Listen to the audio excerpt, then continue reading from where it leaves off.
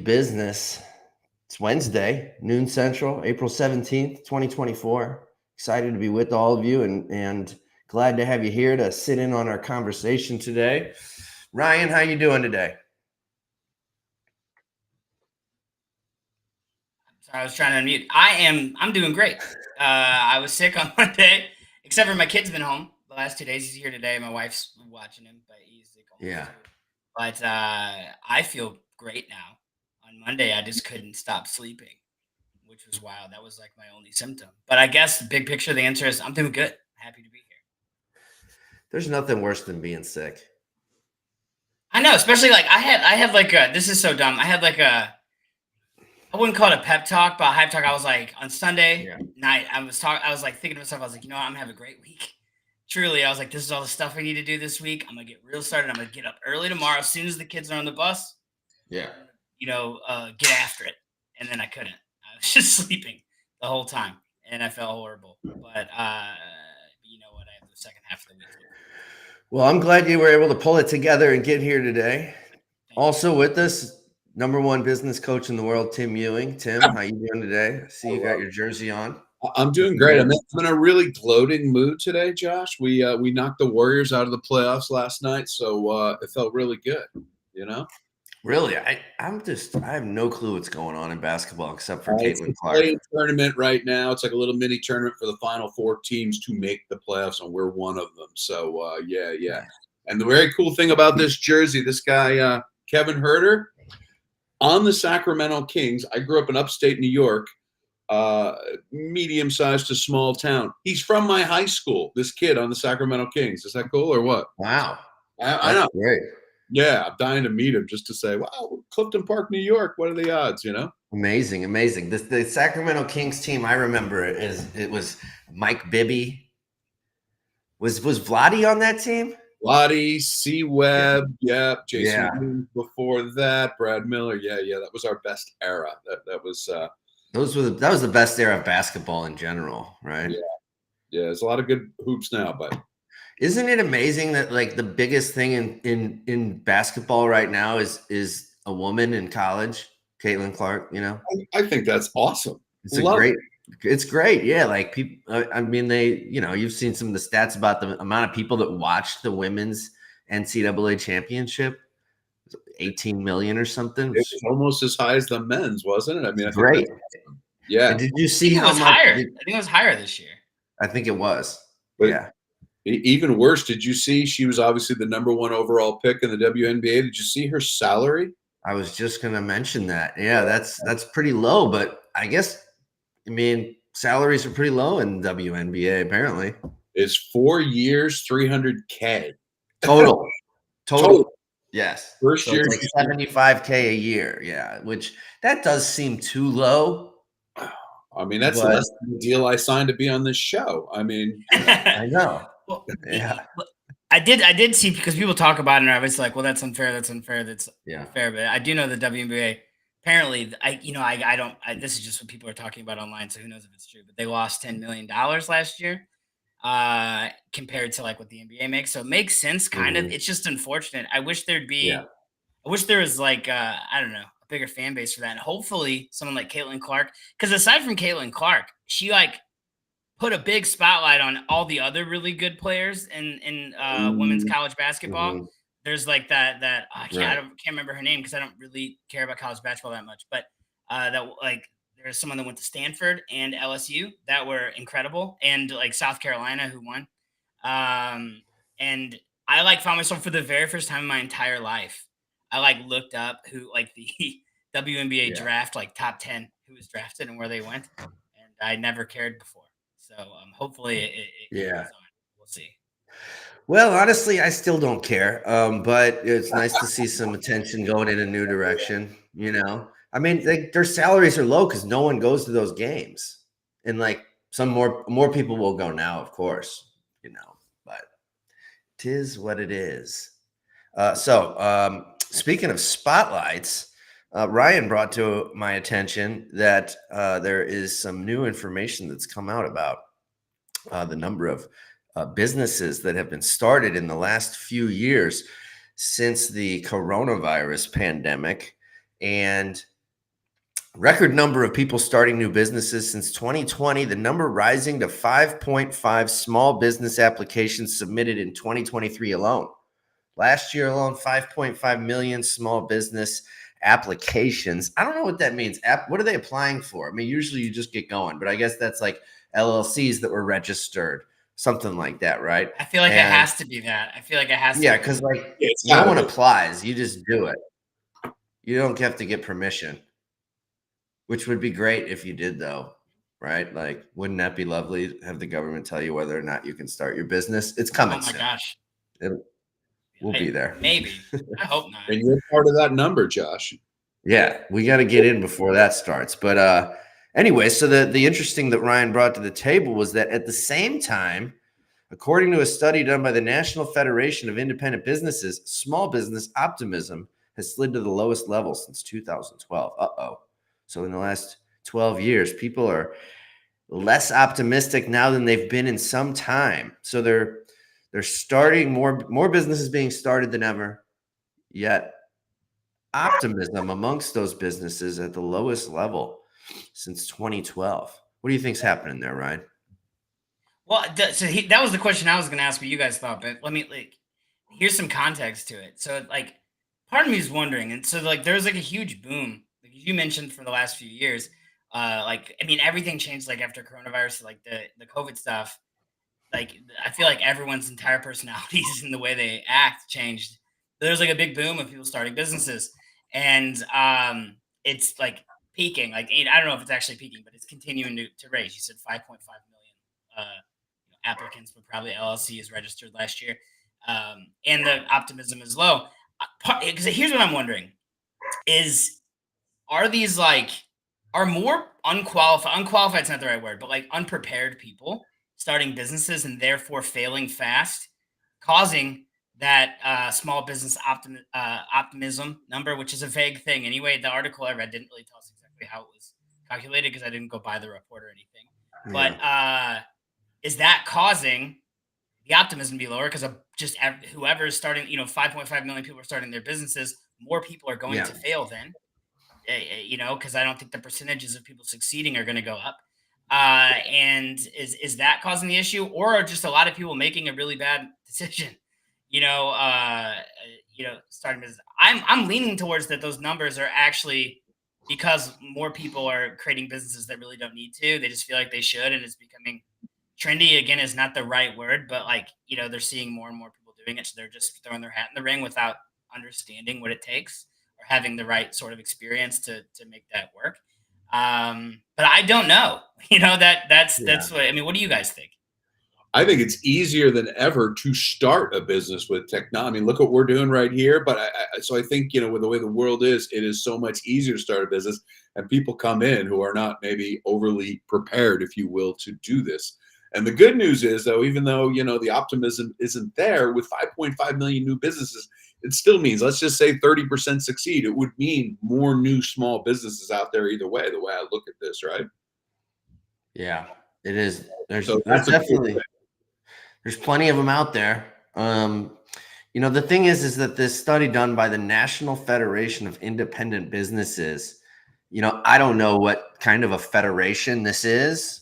Is this a galactic fleet that is, I'm not sure, but you have to think about how many people were surveyed, who was in the survey. I do know, just subjectively, anecdotally from conversations that I'm having with people out in the world, that a lot of people who are in real salt of the earth businesses that are out there hustling every day,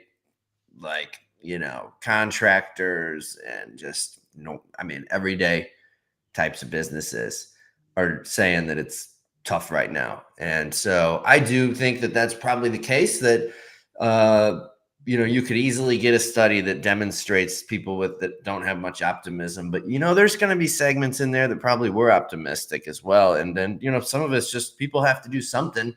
So even if they're, if they ask them, how do you feel about the climate right now? They might be like, I'm not feeling that great about it.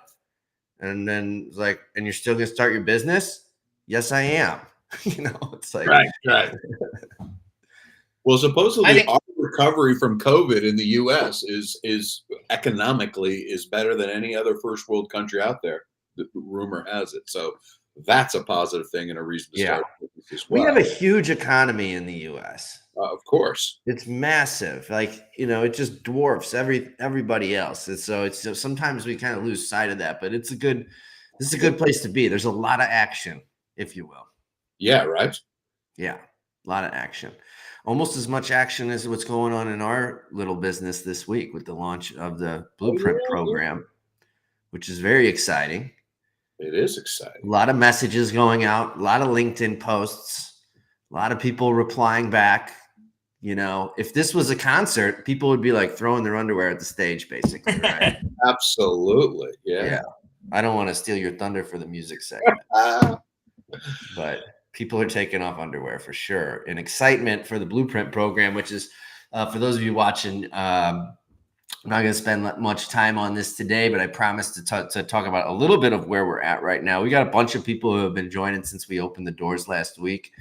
We got our first masterclass on Friday. We're going to be doing at least 2 masterclasses on different marketing strategies, finance strategies, sales strategies on how to create more leverage in your business. And we've got so what did I just say? Oh, at least 2 master classes a month. The first one's going to be this Friday in a couple days, which is going to be focused on some of my foundational stuff. That's kind of like setting the stage. Everyone needs to be doing this, and kind of high level growth and planning type stuff. My growth planning tool. We're going to be talking about KPIs and marketing layering. I'm going to be going over a bunch of different marketing strategies from a high level. And then in subsequent weeks, we're going to start drilling down and getting into more tactical stuff across the 4 different pillars of the program, if you will. And I've had a lot of people message in, as you guys know, and that have been saying things like, oh, I'm not ready to get started yet, or I can't start till later. And so we're going to be having some archived recordings available for everybody. And you don't have to be ready. You can still sign up now because of the early bird pricing, which is what we're doing. And so the little marketing lesson for today is you always want to be giving people a reason why now. And our reason right now is because the early bird pricing is only good through Friday. So it's just $20 a month. And then it's going to be going. Oh, shoot. I just knocked over my drink. I'll clean that up later. It wasn't too bad. But yeah, in marketing, like there's all sorts of ways to create urgency with prospects. It can be like saying we're only going to have the doors open until this time. And then on that date, it's over. Your chance to be a part of this is over. There's time-based discounts. There's all sorts of ways to do it. But even with selling to prospects, like with high ticket sales, oftentimes you have to find a way to get people to want to take action. If you just leave it in their hands and say, I'll send you some information and you think about it and get back to me, like people move on. They've got something else they're thinking about. So you really got to give people a reason to say yes now. It's a kind of a key part of any offer. And getting as many sales as you can through marketing funnels, sales funnels and stuff. So that's what we're doing with Blueprint. But if now's not the right time for you, this is what I've been telling people as well. Like you can join later. That's fine. We're going to keep doing this on an ongoing basis. And, it'll cost a little more at that time. So that's what's going on with Blueprint. Our first call's Friday at noon Central. You guys got anything to add before we start talking about something else? Yeah, I got a couple things. Oh, go ahead. Oh, sorry, Ryan, you go first, please. Real quick. So the best way to join, so I know this, but I just want to make sure there's no other place to go since it's due. Best place to go if someone wants to join is the Substack. Go subscribe to that and all the details will be in there. Awesome. All I was going to say too, if you join, a couple other cool things we're going to be doing. First of all, I'm going to be on too, but I know you don't know me like you know Josh, but I'll be on to entertain as well. During these calls. We're also, Josh and I and Ryan have been putting together some really cool special guests that we're going to have on the show a little later on down the road once we've kind of laid out the blueprint. And the cool thing is These are going to be people like a little bit outside the box, including a winemaker, all kinds of people on here. Maybe you're not normally used to seeing, and we're not going to do your standard boring interview. We're going to make it highly interactive and fun. And we'll tie in business back into every one of these entrepreneurs we have on. A couple, at least once a month, maybe twice a month, but for sure, at least 2 times a month, we will be teaching those 4 pillars. Underneath each pillar, we've got enough material to cover really, I think about the next 12 months or so. So this is kind of like the way I view this, Josh, it's like open up the curtains to what you've done in the past decade or so. So yeah, come join us. It's going to be a blast. Yeah, we've grown a number of businesses over the last, I guess, when did I leave the corporate world and start doing this stuff? 2009. And a number of, multiple 7-figure businesses that we've built and exited, and helped a lot of clients along the way with the same strategies, and just have developed some kind of time-tested methods that I think any business can follow and get better results, more consistent results, and grow and be more profitable in their business than they are currently. And so that's what we're doing in the Blueprint, sharing those strategies and then working alongside you. But the key question here is now, Josh, if they pay the $20, is it possible to even recover that ROI? I want to make sure. Yeah. Right. Exactly. Yeah.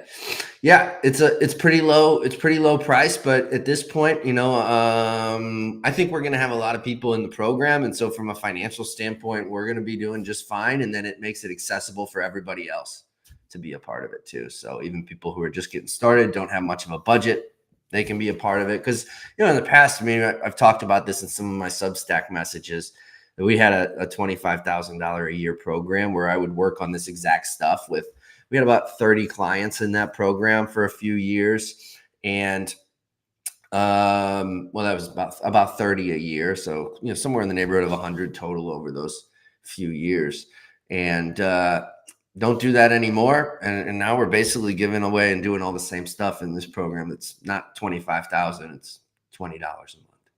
So it's pretty legit, and it's a great value. And at that price, you can try it out and see. And the proof is in the pudding, if you will. You guys got anything else on that? No, come join us Friday. It'll be on Zoom for the members. We will be sending you all the information. The Zoom link, we'll not be doing it on a format like this. So yeah, we'll be on, and we'll go the solid hour plus. You never know. Yeah, it'll be good. And for $20, if you think about it, maybe you don't go out to lunch on a Friday. You pack your own lunch, and you kind of covering the cost of the show. Just there you go. There you go. All right. So Tim wanted to loop back in on something we talked about last week.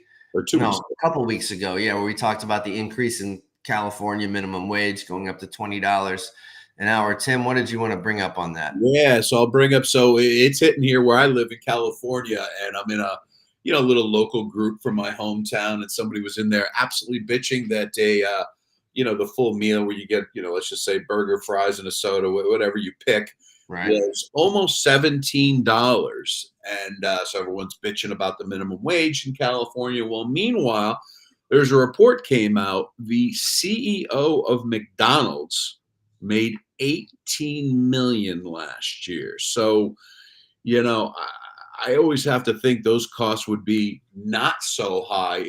Let's just say maybe the CEO made half of that. Maybe he made $9 million. The employees made 20. I don't know how that all washes out, but that to me is driving the price more than these kids, if you will, making $20 an hour. So I thought it was fascinating that the guy was literally just under 19. It was 18 and change. The fact that he's making that is extraordinary. So I just wanted to, any thoughts on that, either Ryan or Josh? I thought it was really interesting that you're getting paid that much and people are not bitching about the 18 plus million a year. They're bitching about the kids or the very, the younger folks making $20 an hour. Yeah. Well, I think it's because I don't know I haven't looked at McDonald's P&L, but if it's public, I think it is. You can buy McDonald's stock. So it's a publicly traded company, even though individual McDonald's are owned by franchise owners for the most part.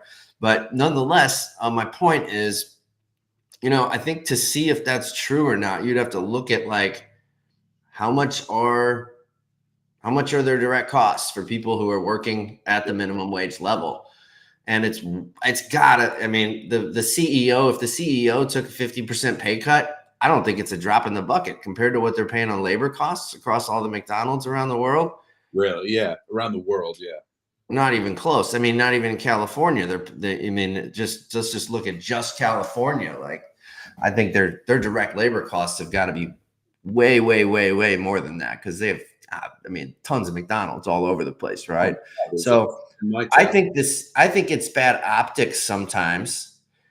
18 million for a CEO of a huge global corporation now is not much in the grand scheme of things. And I think that what it comes down to for those types of people is like, there's a limited pool of people who have the chops to be the CEO of a huge corporation like McDonald's or Apple or any of that kind of stuff, right? So it's like, if you're Shohei Ohtani, if you're the best baseball player in the world, right, you're going to get an $800 million contract, and some of these CEOs are like,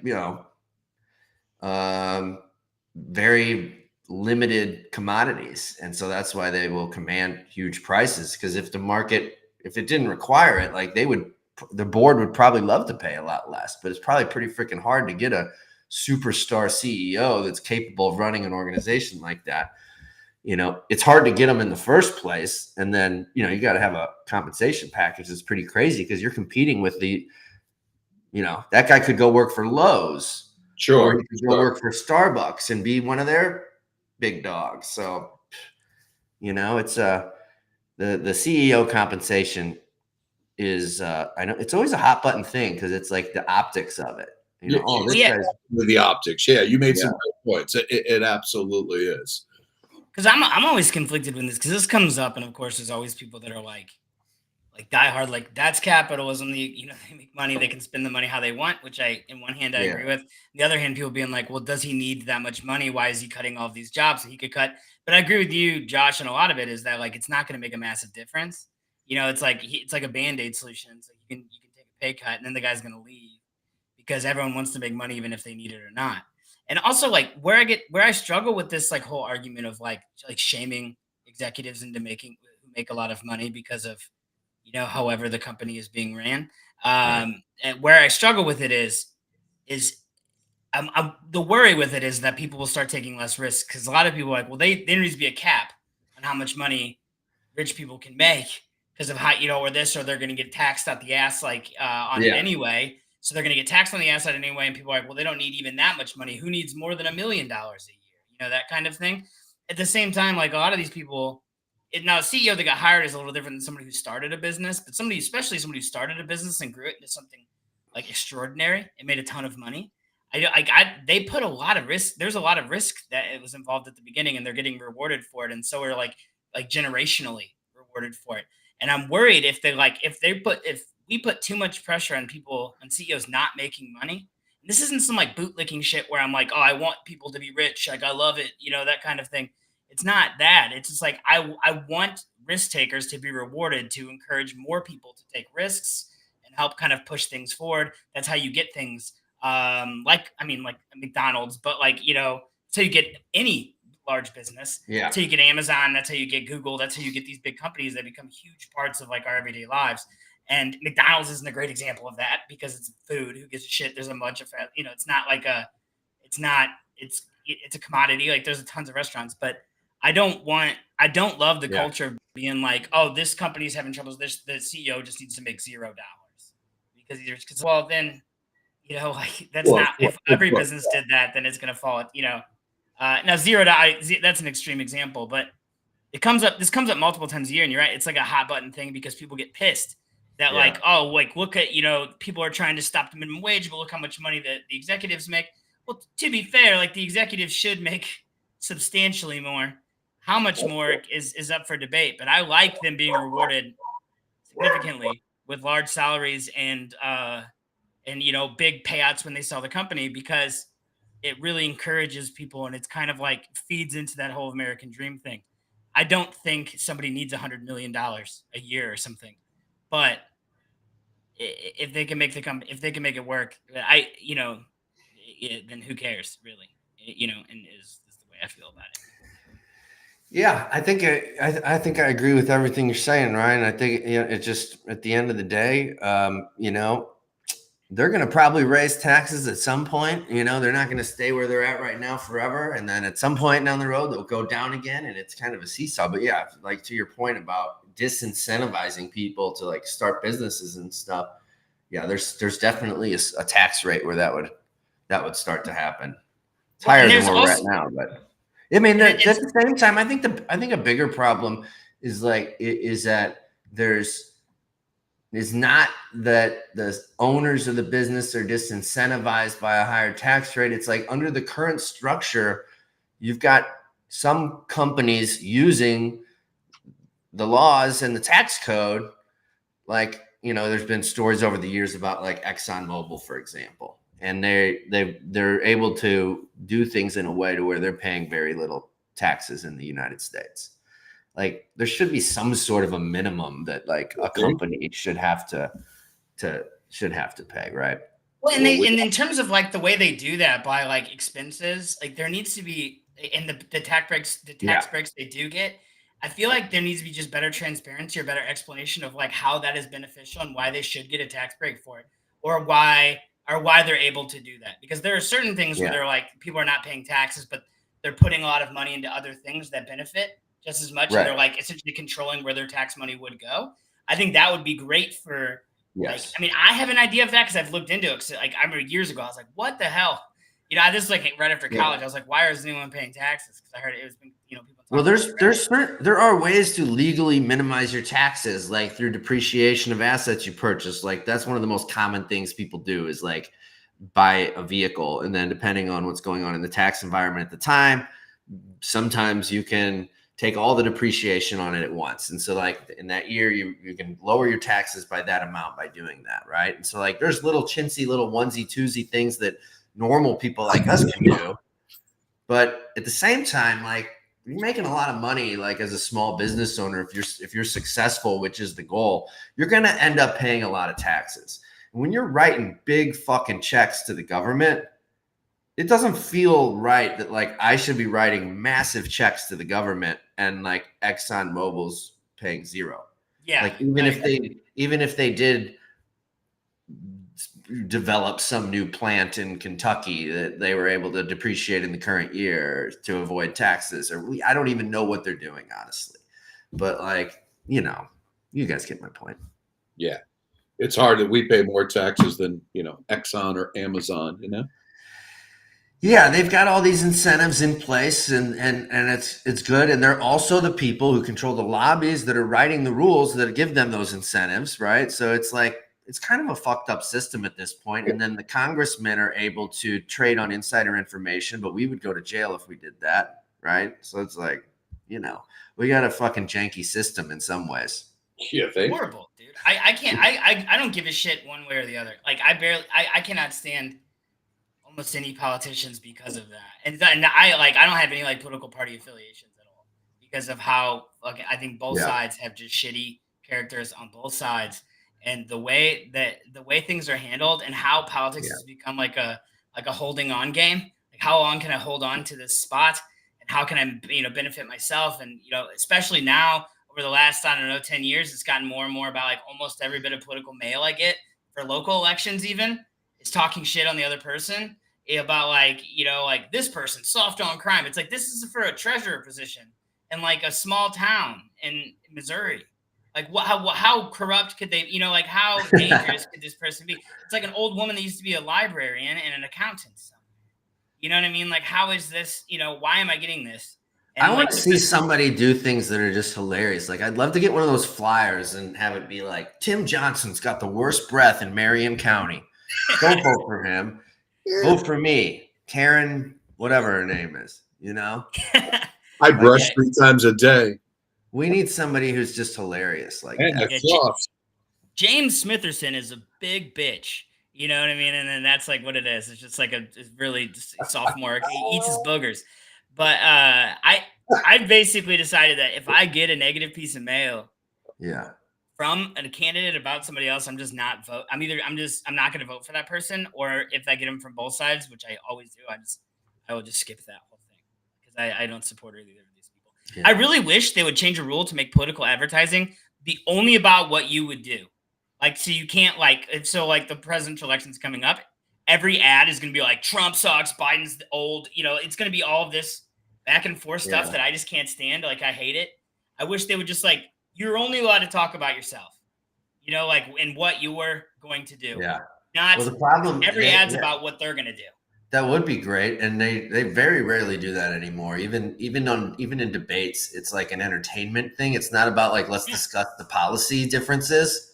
Very little about that. It's all just fucking garbage. It's entertainment, which is what it's really become. And sometimes good luck trying to find any information about what their actual stances are, because they're probably not going to follow it because there's like zero accountability. Yeah. Like they're going to say a million things. They're going to do some of them. They're going to lie and say some of them are done.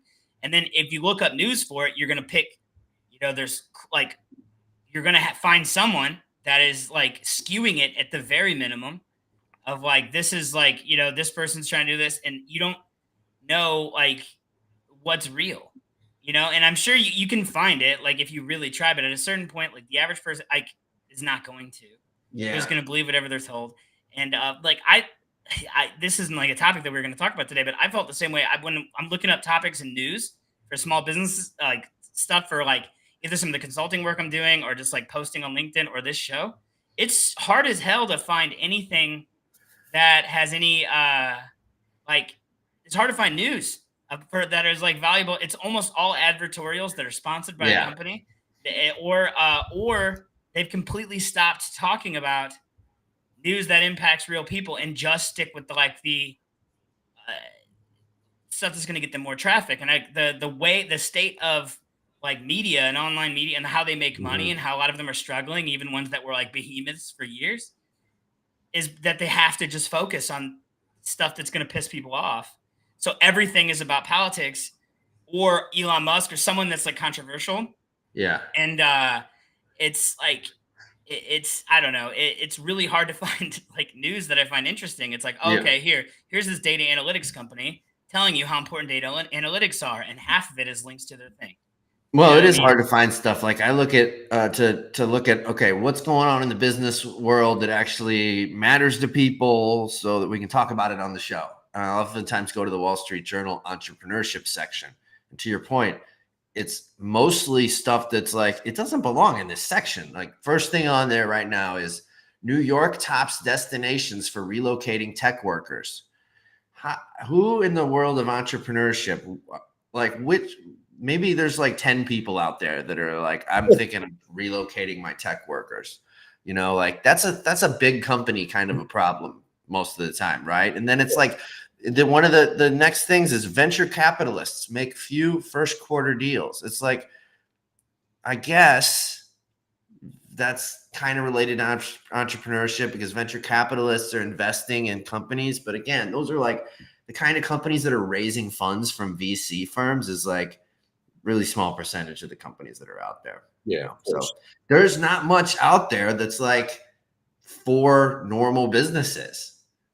It's like worthless information to your point. Especially local businesses. Like if you're a local business, it's really hard. I mean, like the top article on entrepreneur.com, and this was yesterday too, is this flexible side hustle is helping millions earn cash. It might be more attractive. I'm that because I already know it's going to be someone who sells like you into that. Like this is a paid thing. And like half of the articles are that because they need to make money to keep their doors open. Like I get it. In one hand, it's just a shame because it's like it's all of this. It's stuff that's either going to make people upset or is paid for. Sure. And like I don't know, a real solution for it unless people are just like charitable and just going to spend their time for free. But, well, one place a lot of people go for news these days, even though it seems like it peaked for a while and now like I don't hear as much about it, is Twitter, now called X. Ryan pulled up a story about they plan to introduce a small fee for all new accounts to combat bot signups. And so if you don't already have a Twitter account, maybe you're going to have to pay for it, huh? Yeah, well, so what? First off, everyone's gonna get pissed because it's immediately like, well, you're charging people to pay for your platform, which nobody's used to, because like the whole thing of Yeah. social media, you are the product, they sell ads. That's why you can do it for free, and then they'll have like other options that you can add on to, like Twitter has the blue or whatever. Like I don't pay for any of it, but yeah, they're gonna charge. I think it's $1 or $2. And they did a test in New Zealand and the Philippines because I guess that's where a lot of bots are coming from, or I don't know if they just had buy-in from. I don't know why they did it there, but it's going to be just a couple dollars. Well, they did a test in those two countries. So now it's going to be globally. So like if you created a new account, you can join, but if you wanted to post or comment, or there's like some like the base functionality of it is going to be paywalled behind like $1 a month or something. Yeah. And like the way Elon Musk was saying, and the X PR team and the executives there, it's not just him, but he's the famous one. We're saying is that it's to stop bots. The part of it that confuses me is I think the optics of it look horrible, because even if it is that to stop bots, like I'm on a bunch of social media platforms and there are bots, like for sure, but not like that, because I like X or Twitter for just like scrolling and just reading stuff for fun and topics that I'm interested in. I don't like tweet, I just am on there. And if you go to like someone who's like famous or popular that has a large following, and you go to the comments are nothing about it, because now that they're paying for engagement, so they introduce something like YouTube where you can get paid based on your engagement, but it's not YouTube because it's not just videos, and it's not just like you posting. Your comments count, so people will comment under every popular post. And it's like 90% of like either unrelated videos that are clearly like bot posted to like to try to build engagement, or like this is gonna sound exaggerating, or like OnlyFans chicks, just naked pictures of chicks underneath, of women underneath this thing trying to get you to go buy their OnlyFans. And while I understand that that's a problem, because you're gonna need to have like minors can get on Twitter, you know what I mean, and they're gonna just be seeing basically porn everywhere. Which is one thing, but if they were like searching it out, like that's kind of hard to stop unless you ban that, which they don't want to do. But if it's on every single post, like Nintendo can post something, it could be like 30 OnlyFans being like, "Don't play that, come play with me." Like it's shit, like it's like stuff like that. I don't understand why there's not that issue on any other social media network that I know of, except for Twitter. But the only way to solve it is to charge people, so it becomes like cost prohibitive for them to create, for like these bot farming companies to create, I don't know, 10,000 accounts and go like spread their whatever over the internet. And I don't know. So I'm wondering, is it truly to stop bots, or they because it feels like they should have the ability to do that on their own, because it seems like the other social networks have that ability, and or is it because they're not doing well financially? Because they're going to say they're doing well financially. They're also going to say that their engagement's up, like their engagement's up 10% over the last year. But like, if so much of it is these bots, then is it actually up? And like their advertisers left, whether it's like because Elon Musk is controversial, sure, that's a whole different topic, or they just don't view it as worth it. But I can tell for sure the ads that I see don't seem like big advertisers. They're mostly political, like trinkets, like bobbleheads for political parties, or like gold coins, that kind of thing. Now something you'd see in like I don't know, catalog magazine. I can't tell you. Honestly, I don't spend much time on Twitter. I don't have much to add to it, except that it seems like I don't know many people in the real world who are using Twitter. I do know a lot of people who are on Instagram, and like use it regularly just for entertainment, but Twitter, not nearly as much. I mean, and obviously that's the case because like that company is valued at a small fraction of what like Facebook is, et cetera, right? Like it's just a smaller platform. So for businesses like the kind that we usually work with, it usually doesn't have like a great use case that makes sense for people anymore to really put an effort into marketing there. It seems like the worst place ever to market, to be honest with you, or ads, because if you look in almost any ad or any brand post, almost every comment is just the most vile. Not just like the bots and the OnlyFans, like that's one thing. It's just angry people trying to dunk on them, talking shit. Like that's mostly what it is. It gets to the point where like I've like put a bunch of like, well, I'm just trying to have fun. I wish there was a way to like if people are arguing, don't show it to me because I truly don't care.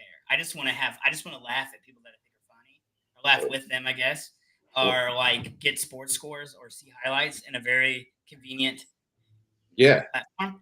And that's all. That's all I'm gonna do. Like, you know, and but half of it is just people complaining, or like you'll see, like if you go to every Caitlin Clark post, it's just a bunch of people like debating trans rights. Like, I'm not kidding.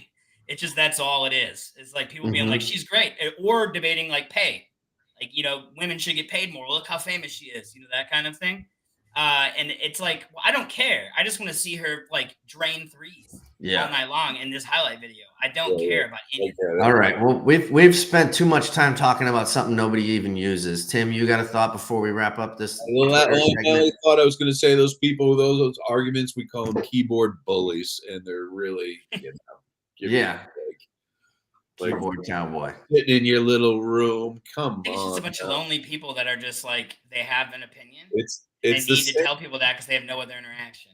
They're miserable people who argue like that. It's the same person who yells at the grocery clerk. It's the same person that yells at their waitress or whatever. Sure. Well, I will say this was before it was bought, because obviously it's not a public company anymore, but I did one time buy some Twitter stock when it had dipped down and made about 30% on that small investment over a short period of time. I think I had to hold it for like a year or something, but that's pretty good for a year. I was happy with that. And every time, well, I'll do a little non-investment advice segment here about some of my philosophy around this stuff. Anytime that I do something like that, and I'm like, man, I knew that was going to go up. Why didn't I put more in? Then I always end up being then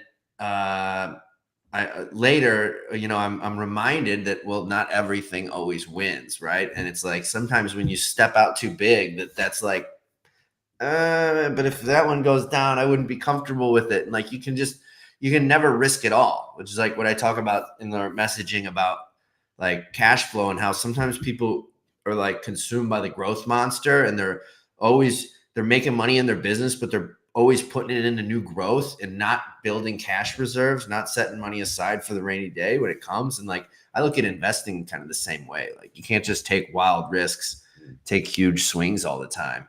Like, you know, I've seen recently, like Dave Portnoy, Barstool Sports is notorious for making these huge bets on, like he bet like $1 million on Michigan to win the national championship in football. And won. And I think you know, I see that, I'm like, man, wow, what balls this guy has. But remember, he has hundreds of millions of dollars. Yeah. So you got to think about, if his top bet is 1 million, and he's got, I don't know, 300 sitting in the bank. I mean, that's sure, you know, that's what they bought. That's what Penn bought Barstool for, something like that, right? So whatever. Like, then you got to do the math on your own situation and be like, okay, if that's what his big bet is, what's 1 out of 300 based on my pool? Okay, then my max bet needs to be $50, right? Yeah. You know what I mean? But in terms of investing, though, like it's so easy after the fact to be like, God, I should have put more in on that, right? Oh, God, and morning quarterback, yeah. And like, but at the same time, one of my favorite things that I've invested in over the years that I'll talk about for a second. And again, whatever the disclaimers are around investment advice, like I don't know what I'm doing. Don't follow my advice. But I'm really like intrigued by like land and farms. And so I've been paying attention to that space just a tiny bit over the last few years. And I have not invested with them. The money I've put in this area, in this little bucket, is with a friend of mine who's got some farms in Missouri that he did a raise on, and I was able to buy in for a little tiny bit of it. But there's a company called Farm Together. If you go to farmtogether.com, let me make sure that's right. Farmtogether.com. Yeah, they basically are like a crowdsourcing for investing in farms. And it's pretty cool. Like, I don't remember what their minimum investment is, but like pretty accessible. And you can invest in this. So you've got kind of a diversified asset here if you're looking for something that's different than the stock market or whatever. I think it's pretty cool. And then you can say like, oh yeah, I've invested. I got, I own 1% of a pistachio farm in Sacramento or whatever it might be, right? So like there's all sorts of cool stuff like this that's been popping up lately, businesses like these. And you got to make sure they're run by legit people, but these guys have they seem like they've got a cool they've done 48 deals at this point for buying farms and then returning income. These are like income producing. So you're getting, like it says there, 6 to 13% is their target return each year, et cetera, et cetera. That's the IRR, which is factoring in the exit. Net cash yield 2 to 9%. That's what it says on their homepage, but I'm sure everyone is different. But anyways, I like cool stuff like this, and everybody always says you got to diversify and all that kind of stuff. I think this is a kind of a neat way to do it. You guys ever looked at any of this stuff? How did you stumble on Farm Together? Like, where'd your brain wake up one morning, I'm feeding my kid, and then I want to look into farm investing? No, like my friend that I've invested with is, he's just got some farms, and so he's been talking to me about that stuff for years. And as he started getting into it, he was telling me about it, and then I was like, oh, that's cool, that's exciting. I don't want to run a farm. I have no idea. I can't even I wouldn't even want to try and drive the tractor, let alone figure out everything else to grow corn and soybeans and all the stuff involved in it. It's crazy. And, but do I like the idea of investing in it? Because then you own, you're not just owning a farm operation, but there's also the land, which is the greatest. I mean, land is what they say, they don't make any more of it. So I think it's a good place to park a little bit of money. And then the Farm Together thing was just I think I subscribed to this newsletter that basically just talks about alternative investing platforms and resources and ideas. So sometimes a newsletter, they'll be how to invest in baseball cards. I'm like, I'm not going to do that. But every once in a while they'll throw something out that's farms. And I'm like, what's that? And then they're farmtogether.com, our sponsor today, they do this and this. And that's how I learned about it. That's awesome. I've never heard of this, but I knew stuff like this existed. That's how we can talk about it a different time. I don't have time, but there's that wine one you can invest in. You do have to be careful though, because some of these have popped up and gone away. One that I have done, I did one investment with CrowdStreet, I believe it's called. Let me check on that. CrowdStreet, is that it? All of a sudden, my computer pulled a Ryan and it's freezing up on me. Anyways, I think it's CrowdStreet, and they do commercial real estate deals, and they pool together lots of little investors to do big real estate deals. And I put some money in on a co-working facility in Austin. How'd it go? Cool. Is it you still have it, or is it it's still sitting there? Yeah, I haven't gotten anything. I haven't gotten any return. It was supposed to be generating income that would be distributed to shareholders, and that hasn't happened. I guess it's not, it's not doing as well as they anticipated because of the increase in interest rates has just really killed their P&L. That interest expense has gone through the roof. But at the end of the day, someday they'll sell it and I'll at least get my money back, hopefully some appreciation. And then maybe if they figure out how to make some money eventually, maybe there'll be some distributions along the way. I have this weird obsession lately for probably the last 2 years. I just really, this is not really an investment. I mean, it would be if I did it. Really want to own a warehouse or own multiple warehouses. I've looked into it a whole lot. I would love it for personal use to be able to have this garage that's the size of this enormous building. But I would love to be able to like own and rent out or like and be able to create things because the amount of flexibility you can do with like a legit warehouse that's built right is huge, especially like a brand new one that's built. It's just like I haven't with it since I continuously keep having children. I haven't like got to a point where I want to pull the trigger. But eventually I will own a big ass warehouse or That's where you could store all the kids though, at the warehouse. That's for the toys. But no, like I want because like it seems like anytime I have like a business idea that's like a local business idea or something that I wouldn't mind pursuing, like I always want like a giant like space to do it. And like I could rent one, but I'd rather just own a giant warehouse that I could customize the way I see fit.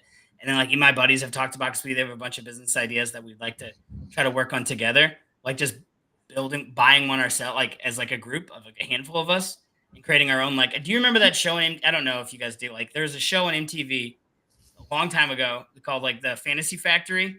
It was like Rob Dyrdek owned it, but he had like is where he ran his business out of. But he had like a skate park inside of this warehouse and a bunch of ridiculous shit that he could do. And there, okay. I don't want that, but that would be like the idea. It's like me and my friends get together, build this thing, and we could run businesses out of it. But really, I just want to own a warehouse, and I don't quite know why. It's like I'm fixated on it. Yeah. Well, coming soon. Someday, I believe in you. Thanks, man. Someday you'll make it happen. The trick with commercial real estate is that like I have one commercial building that I own, and it's the one that used to be the Link Selling office. Now I have a different tenant in there, and they're great people, great tenant. The trick with commercial though is like it can sit vacant for a long time. Yeah. When you get a good tenant, then it's like not vacant for years and years and years, and it's like it's great. But you have to be able to weather the storm of it sitting vacant for a long time. Because you see driving down the road sometimes, like you'll see a for lease sign in front of a commercial building for like sometimes years. Yeah, especially now. I got to think post-COVID, there's even more of that, right? Right. Well, like what I really want to do with it is I wanted to be able, like the main idea, the reason where it started is I like there's a lot of stuff that I've done in my house, like for just like Link Selling and Connect 365, where I've like built like little video studios to do like green screen areas, and then my wife has her own side business where she sets up like parties and stuff, so she'll have to create like tents and if I could create, it got me thinking is like this is a pain in the ass in a house with kids. Is if I could create a space where it's kind of like a co-working building, but almost like but it with specific purposes, like not like your main office, but you come and rent space. Think like studio space. Yeah. My dog's barking, but think like studio space at like to record an album. But doing that, having studio space for like if you have like a video podcast like this and you want to go sit there, but you don't have the right equipment or space for it, you live in an apartment, you don't have to do like a professional studio setup, or like have a bunch of machines that people can use to like either 3D print or print, like a direct to garment printing, things like that, and having like a co-working area where people can rent out different stations essentially. But I don't know. I haven't done any math on it. I just first I need to figure out if I can buy a warehouse. So yeah. Well, it's a heavy lift, but you can buy my building from me and your building would work, yeah. You can do it there. Your building, sell it to me for what you paid for it, pre-renovation. You got yourself. Yeah, that would be a nice deal. Yeah. It's in downtown St. Louis, right? Yeah. What's that? You're building downtown St. Louis, correct? Mm-hmm. Yeah. Oh. Yeah, it's a good one though. I'll probably hold on to it for quite a while. I told the tenant who's in there now I'd be open to selling it to him if he's interested. So maybe that's what'll happen someday. But we'll see. They're solid. All right, Tim. Let's talk music for a second. One of the things that I'm trying to include in every episode of Mostly Business is Tim's music update. And I don't know that we'll be able to get it in every week because we have so many other hot business headlines to cover. But for this week, I know you've got a good one for us. Yeah, I got a fun one, Josh. Thank you so much. So it's an honor to do this, as you know. So this artist is an artist I went to go see in person last Thursday. Hopefully, Ryan, you've got the video. You don't need to show it just yet. But this guy, Fantastic Negrito is his name. I know, what a weird name, but he's such an interesting guy. Now, he's actually 56 years old, so very close to my age. He's been in the music business for about 30 years. And what he did, he told the story at the last show I saw a year ago. He hated the music business. Yes, where I used to work. He absolutely hated the sleazy business side. He quit on the label. He quit the business for like 7 years. He stayed at home in Oakland and grew weed. True story. So he decided to get back into the business, and he literally said, I'm going to do this. I don't give a shit if I ever sell a record. I'm just going to make music that I like. And basically his sound, he's actually won 3 Grammys. His sound, I wrote down some notes there. If you were to combine, and this will sound crazy, Stevie Wonder, Little White Stripes, and some Led Zeppelin. I mean, he's all over the place. He's such a show. And last thing is, one of my best friend actually in the whole world was in town, and I said, dude, I'm going to the show. I got an extra ticket. You're not going to pay. You're going with me. Just trust me on this. He was all tired from me. He's like, all right, I'll go. And he turned to me like 6 songs in. He goes, I feel like I'm seeing greatness. He goes, I can't believe what I'm witnessing. It's only a club with like 300 people. And I looked to my right. I was right near the stage. And I'm not kidding you guys. If there were 300 people, including myself, all 300 dancing, like everyone just grooving, so much fun. So Ryan, if you have the video, awesome. And if you don't, but this is something I shot on Thursday night. It's only 35 seconds long. So here's what's happening. I do have the video, but we haven't played a video like this that I've uploaded into the stream software. If that doesn't work, I also have it up on my screen, so I'll share screens. But I'm gonna try to just play it directly. If it doesn't work, we'll just jump on YouTube and play a fantastic Negrito. Oh, I can get it Deep either. cut. But I'm gonna see if I just want to know if it doesn't work. That's why. Well, this will just show you some of the passion if it happens. I really hope it works. I hope it's good, because if his name's fantastic and it's not, it'd be like, well, yeah, mediocre Negrito. That's not mediocre Negrito. I meet him after the show, and he told me about how he worked with Chris Cornell. Because I was wearing shockingly a Pearl Jam shirt, and he told me how much he loved Pearl Jam. So, all right, I'm gonna 3, 2, 1.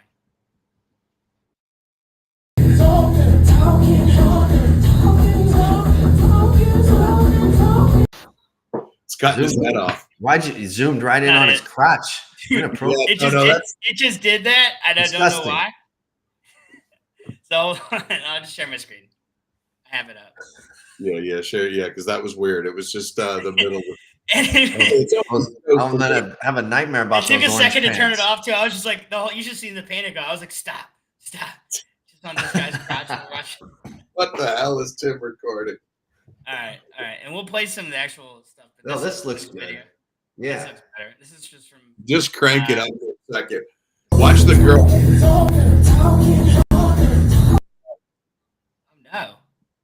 Huh. Talking. Oh. I thought it would play fine because I have it downloaded on my computer, but I don't know why it's not.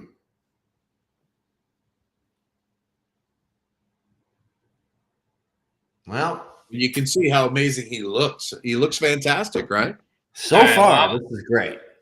I'm gonna pull up on YouTube because it'll work. Of a fantastic Negrito live show. Sorry, Tim.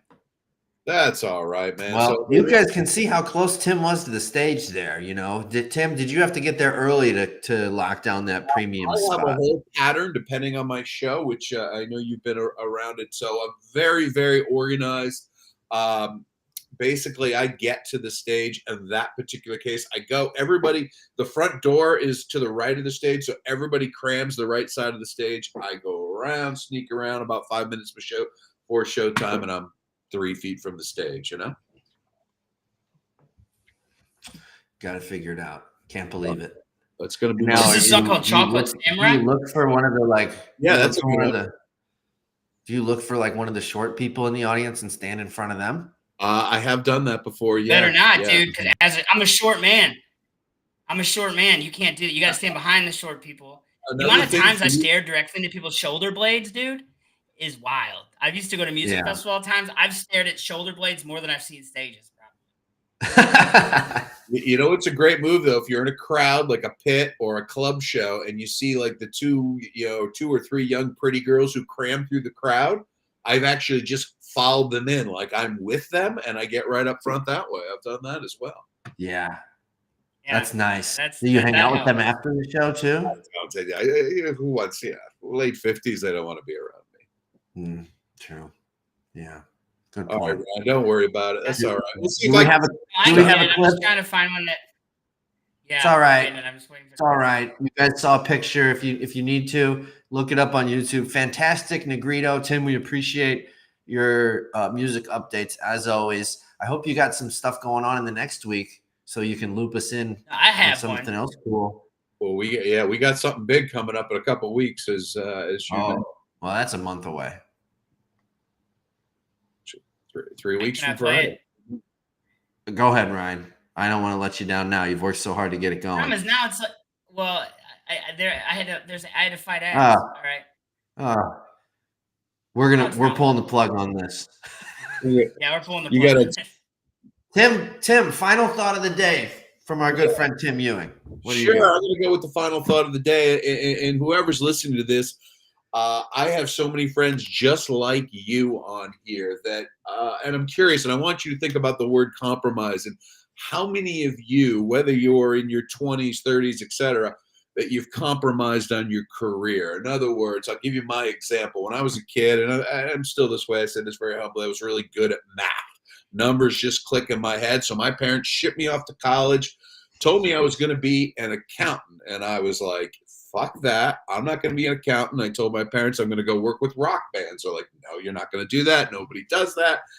And bottom line, everything I did in college, every way I set myself up was to work with music. And the reason I say that is, and I'm going to include this job in it, working with Josh and Ryan here, is I virtually have never spent more than maybe I did spend a couple of years of my life doing something I was kind of miserable at. So my point is here, no matter what your dream is, what you're doing, if you're unhappy, in other words, if Wednesday is hump day and Thursday you're almost there and thank God it's Friday kind of attitude, really think about what moves you, no matter what it is. I'll give you another example. Someday, probably within 5 years, I'm going to retire out of the business world, and I may go work like at this little kayak place to take people on some kayak trips because I love kayaking. My point is, I'd love to see more people out there, whether it's entrepreneurship or working for a company, actually do something that moves you, where you don't have to compromise who you are.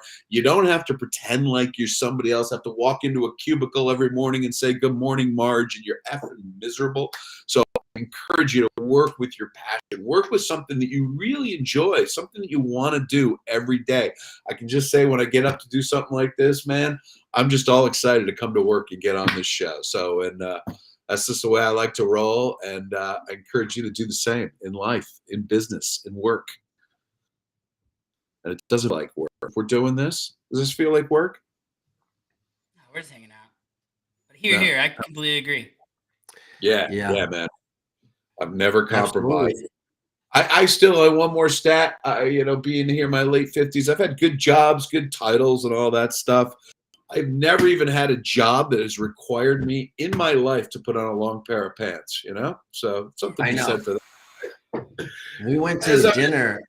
Tim came with me. Tim came with Vicky and I and her family to a dinner for her dad's birthday or something once. And he was coming in town to stay with me and go to a show. And so I was like, we're going to go to this dinner. And he was like, do I have to wear pants? I was like, that's my first question. I was like, which is like a nice something restaurant. you hear from a 17-year-old. So he's not lying about that. He does not wear pants. Yeah, I don't. Yeah, I mean, I do know the pants season in California is like December, January, February. I will put on some joggers, the occasional jeans if you're going out to dinner, but that's it. That's it, guys. Right. Yeah. Well, so good stuff, Tim. All I'm trying to say here. Words to live by. Appreciate it, Tim. Good show, guys. Ryan, you got anything else? No, nothing else to add. All right. Everyone has a good week.